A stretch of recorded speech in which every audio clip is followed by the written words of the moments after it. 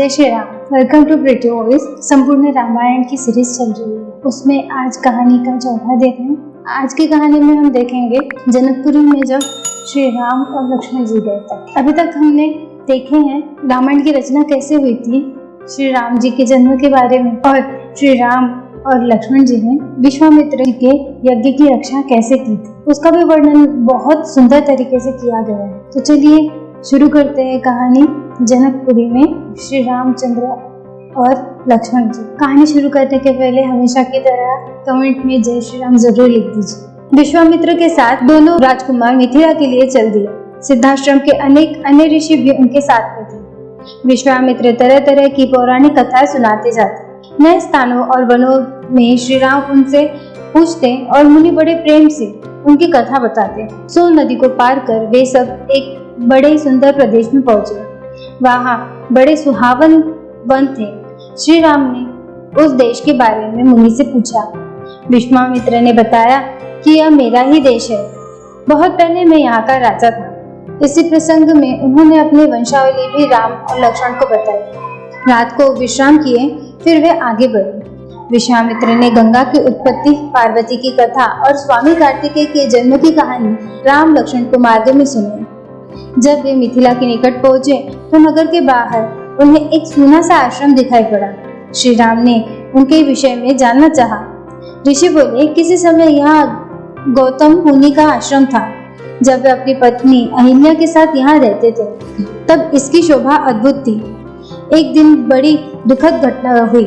एक रात को सवेरे हो जाने के भ्रम में जब गौतम ऋषि गंगा स्नान को गए तो ऋषि के भेष में इंद्र आश्रम में घुस आए। जब वह आश्रम से निकल रहे थे उसी समय महर्षि गौतम आ पहुंचे। इंद्र को देखकर उन्हें क्रोध आ गया। उसे कठोर शाप दिया। उन्होंने अहिल्या का भी त्याग कर दिया। अब वह पत्थर की मूर्ति की तरह रहती है। मन में राम राम कहती हुई दिन काट रही है। यह कथा सुनकर राम को अहिल्या पर दया आई। राम ने बढ़कर ऋषि पत्नी के पैर छुए। राम का स्पर्श होते ही अहिल्या शाप मुक्त हो गई। वह पहले की तरह सुंदर भी हो गई थी। गौतम ऋषि ने भी अहिल्या को सहर्ष स्वीकार कर लिया। इस घटना से राम का यश और फैल गया। राजा जनक को विश्वामित्र के आने का समाचार मिला। वे शतानंद तथा अन्य ऋषियों को लेकर स्वागत करने के लिए नगर के बाहर आए। आते ही उन्होंने मुनि को आदर के साथ प्रणाम किया और कुशल समाचार पूछे। जब उनकी दृष्टि राम लक्ष्मण की ओर गई तब राजा जनक की आंखें खुली की खुली रह गई। उन्होंने विश्वामित्र से पूछा, ये सुंदर बालक कौन है? किसी राजकुल के भूषण है या साक्षात भगवान ही है? मेरा सहज विरागी मन भी इन्हें देखकर इनकी ओर खींचा चला जा रहा है। विश्वामित्र ने कहा, महाराज आपका कहना ठीक ही है। ये कौशल नरेश महाराज दशरथ के पुत्र है। आपके सुनाभ नाम के विचित्र धनुष को देखने के लिए मैं इन्हें अपने साथ ले आया हूँ। पुत्री सीता के विवाह के संबंध में जो आपने प्रण किया है उसे मैं सुन चुका हूँ। राजा जनक ने मुनि की स्तुति की और यज्ञशाला के निकट ही एक रमणीक उद्यान में मुनि और राम लक्ष्मण के ठहरने का प्रबंध कर दिया। अगले दिन गुरु विश्वामित्र के साथ राम लक्ष्मण यज्ञशाला में गए।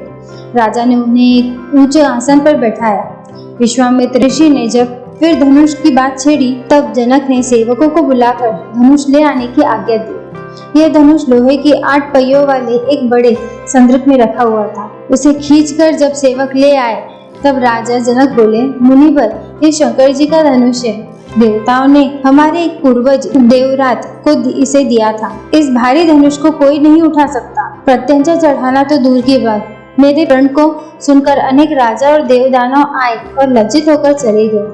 गुरु का संकेत पाकर श्री राम ने धनुष सहज ही उठा लिया और जो ही प्रत्यंचा चढ़ाकर उसे खींचना चाहा कि वह बीच से टूटकर 2 टुकड़े हो गए। वज्रपात जैसे भयंकर शब्द हुआ और पृथ्वी कांपने लगी।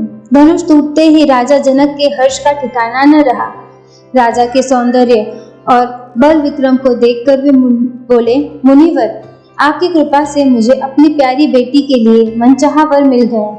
अगर आपकी अनुमति मिल जाए तो मैं महाराज दशरथ के पास संदेश भेजकर बारात ले आने का निमंत्रण भेज दूं। विश्वामित्र बोले, अब क्या पूछना, शुभ कार्य में देर क्यों की जाए। राजा जनक ने अपने चतुर मंत्रियों को शीघ्रगामी रथ द्वारा अयोध्या जाने की आज्ञा दी। और इसी के साथ आज की कहानी भी समाप्त होती है। कल देखेंगे श्री राम विवाह। उम्मीद करती हूँ आपको मेरे वीडियोस पसंद आ रहे हैं। पसंद आए तो जरूर वीडियो को लाइक कीजिए, चैनल को सब्सक्राइब कीजिए और अपने फ्रेंड्स के साथ भी शेयर कीजिए और बेल आइकन को हिट करना ना भूलिए। धन्यवाद। जय श्री राम।